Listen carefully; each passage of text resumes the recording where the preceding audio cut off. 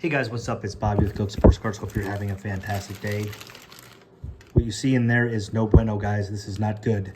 Just finished a PSA blind reveal and got some good grades that I was pretty excited about, but got more 7s and 8s than I've ever gotten in a PSA submission before.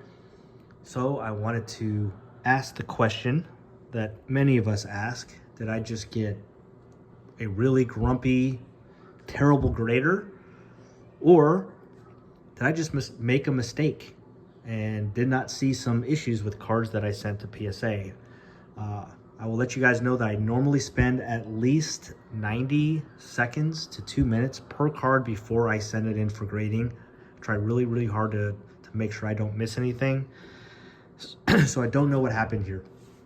I'll tell you that I live in California. I send in my PSA submissions to the Southern California Grading Center, and somehow, and this has happened a lot recently, these cards came back graded from PSA's New Jersey office. So I sent in an email requesting why they are doing that, and they just basically said, well, for overloaded in California, we're going to send our cards to New Jersey to grade, but don't worry, they'll be safe. And most likely that's the case, but personally, I don't want that many people touching my cards. I don't want to have my cards being shipped twice instead of just once, because things could happen. So I just rather that not happen, even if it's going to take a couple weeks longer. I wish if I sent the cards to California, that those graders in California grade them. If they're really busy and full in California, they should send out a little email to their members saying, hey, here's the new address, send your cards to New Jersey for the next 30 days. Anyways, that's beyond the point. Let's get into this and show you what happened. This got a PSA 8, Caleb Williams. See if I can try to show it to you. You see it right here? There are some very obvious print lines. PSA can't put print lines on cards when they receive them. So this one, 100% was me. This got a PSA 8, and that absolutely deserved a PSA 8. I should never have sent that in. I don't know how I missed it. We got here a mosaic parallel of Mr. Caleb Williams, and right where it says take, look at that dent right there, guys. This one is one of the 3 or 4 that really boggle me because that is so blunt. I'm not sure how I missed it. There's one that's even worse than that. This got a PSA 8.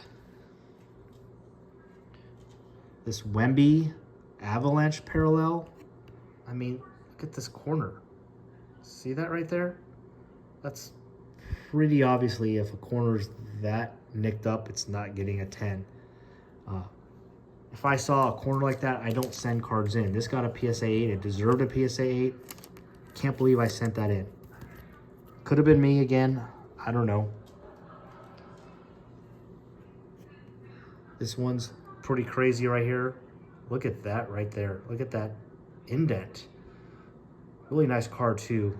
Mosaic Prism Storm insert from Jaden Daniels. That would be a nice little card right now. This got a PSA 7. Jeez, could have been a PSA 4. That was filthy terrible.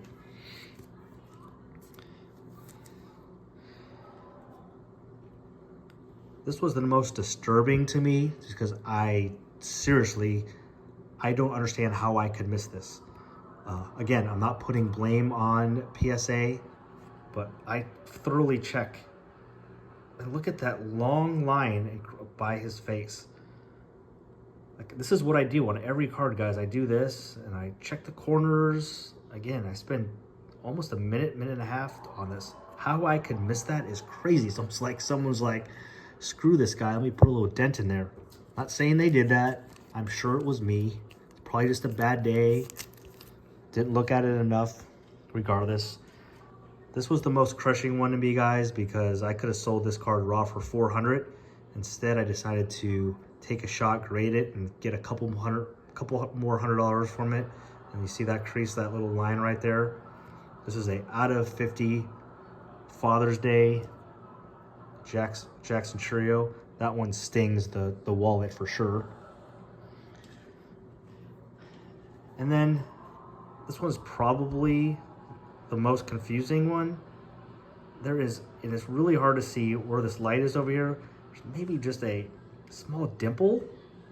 Okay, this got a PSA 7. Now it is, as I look at it, it's in, I think, the guidelines, but definitely a little thicker on this side. So, okay, I can get a PSA 9 from that. A little dimple I've gotten away with PSA 10s with a small little dimple. Not all graders, obviously.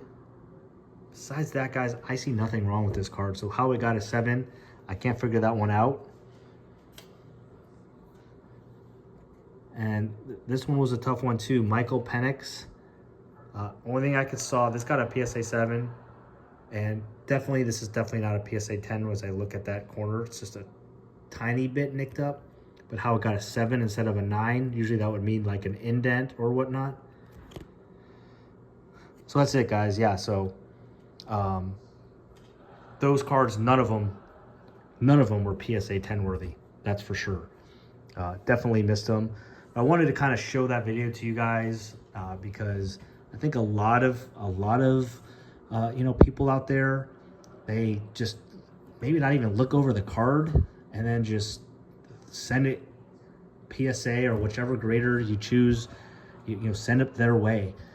Just, it's worth it, guys. I didn't prove it today, but look over your cards and look over every aspect. If you see any type of little dent like that or little nick corner, if you're hoping to get PSA 10s, even though I know it's like a card you pulled and you're excited about it, or you bought one from eBay and you're like, God, if this gets a 10, it's going to be amazing. It's not worth it, guys. PSA, 9 out of 10 times, probably more than 9 out of 10 times, they're going to find that stuff and you're not going to get the 10. It's not going to be worth the grading fees and you're going to get crushed. So that's it. That's the video today. Just want to show you some examples of looking over your cards and making sure if you see this type of stuff not to send for grading. So anyway, got another PSA reveal coming up real soon. Let's hope I did a better job of checking my cards on that one. Have a great day, guys. Appreciate it, everybody. Subscribe if you haven't. Peace.